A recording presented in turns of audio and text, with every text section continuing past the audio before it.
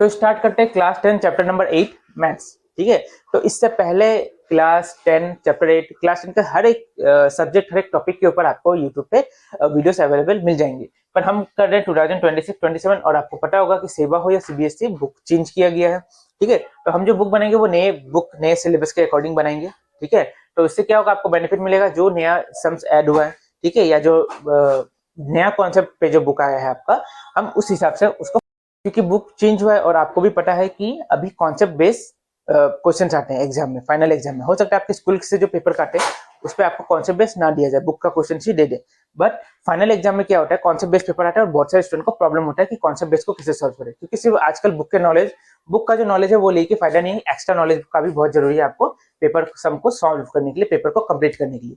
तो हम ट्राई करेंगे आपको जितना आसान भाषा में हो सके आपको समझाए, जितना प्रोसेस है उसको कम करके। ठीक है, जब तो आप वीडियो पे बने रहिए। आपको कोई डाउट है तो आप कमेंट को यूज करना, ठीक है, कमेंट सेक्शन को यूज करना।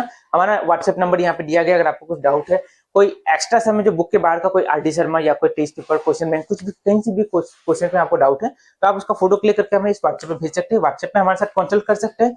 प्लस अगर आपको चाहिए ऑनलाइन क्लासेस अगर आप लेना चाहते हैं तो हमारा खुद का पर्सनल ऐप है, आप वहाँ पे ऑनलाइन क्लास ले सकते हैं।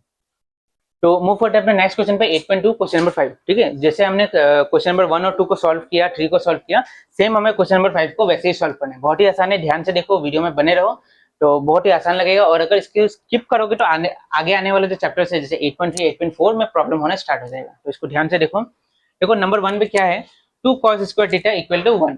ठीक है, 2 cos square theta equal to 1 दिया है। तो जैसे हमने इसके आगे वाले को सॉल्व किया है, 2 देखो 2 यहाँ पे मल्टीप्लाई हो रहा है cos के साथ, इक्वल के उधर जाकर क्या हो जाएगा, डिवाइड हो जाएगा। तो हम कैसे लिख सकते हैं, cos square theta equal to 1/2, 2 multiply हो रहा था यहाँ आके डिवाइड हो गया। ठीक है, अब cos के साथ क्या लगा हुआ है, cos के साथ लगा हुआ है स्क्वायर, स्क्वायर अगर उधर जाएगा तो क्या बन जाएगा, रूट बन जाएगा। ठीक है, तो cos थीटा इक्वल टू 1/2,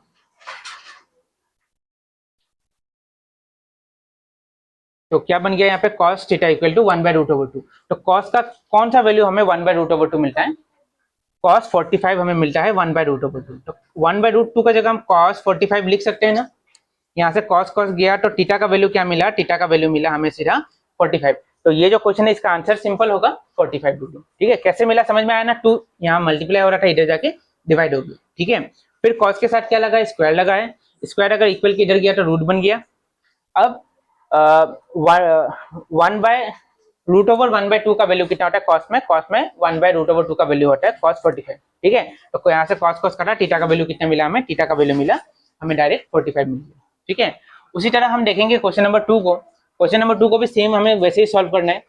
देखो सबसे पहले यहाँ पे 1 tan स्क्वायर थीटा के साथ माइनस हो रहा है, तो 1 जब इक्वल के उस साइड जाएगा तो क्या बन जाएगा, 3 tan स्क्वायर थीटा, 1 यहाँ माइनस हो रहा है, उधर जाके क्या बन जाएगा, प्लस बन जाएगा, +1 हो गया। अब 3 10 के साथ मल्टीप्लाई हो रहा है, 3 जब वहां जाएगा तो क्या बन जाएगा, 3 मल्टीप्लाई हो रहा है, उधर जाके डिवाइड हो जाएगा। तो tan स्क्वायर थीटा हम कैसे लिख सकते हैं, 1/3 लिख सकते हैं, मल्टीप्लाई हो रहा था अभी डिवाइड हो गया। अब 10 के साथ क्या लगा, स्क्वायर लगा है, स्क्वायर जब उधर जाएगा तो क्या बन जाएगा, रूट बन जाएगा। तो tan थीटा स्क्वायर उधर चला गया, क्या बन गया, रूट बन गया।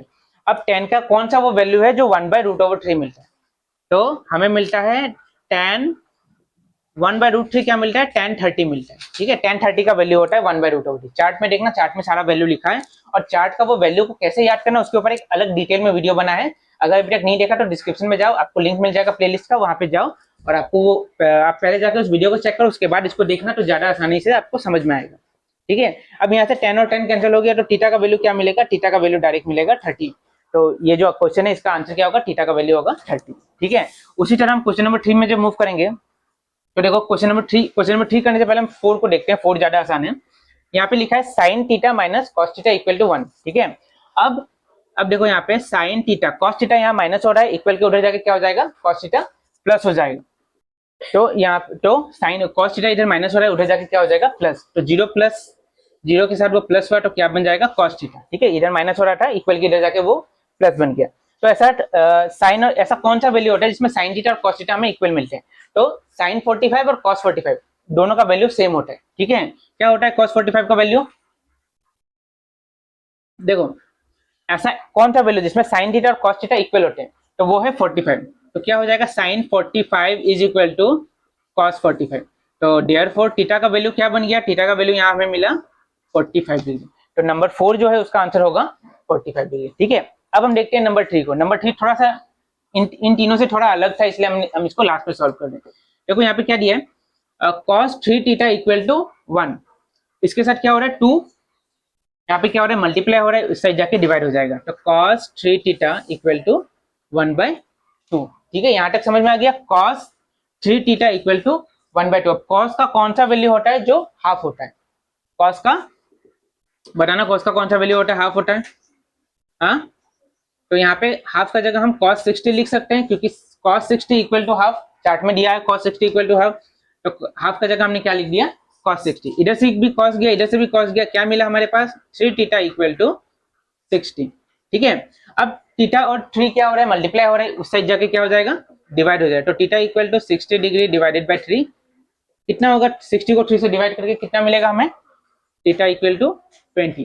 तो जो क्वेश्चन नंबर 3 है उसका आंसर क्या मिलेगा, थीटा इक्वल टू 20। तो मेरे हिसाब से आपको क्वेश्चन नंबर 5 समझ में आया होगा। अगर कुछ भी डाउट है तो कमेंट को यूज करो, उसके ऊपर डिटेल में वीडियो बनाया जाएगा।